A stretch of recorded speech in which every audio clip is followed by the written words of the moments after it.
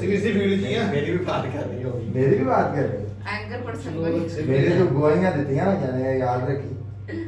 यार तुम मेरी गवाहियां देती। वो ने तेरे यार थोड़ी सी गैजेट जाके मोटिवेट यार कर देती है उस्ताद पे बस मैं थोड़ा जज्बाती हो गई थी।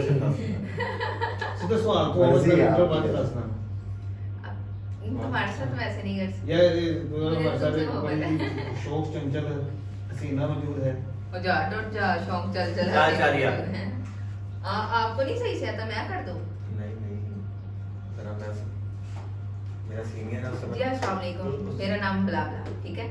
आज हमारे साथ एक ऐसी लड़की मौजूद है कि जो कि गांव से उठकर लाहौर में आती है और वो अपना उसका शौक होता है एक्टिंग मॉडलिंग का और वो काम स्टार्टअप करती है और आज वो एंकर भी है, एंकर पर्सन भी है और वो मॉडलिंग और एक्टिंग में भी अपना जो है ना लोहा मनवा रही है। हाँ एंड करके आहो एंट्रो सही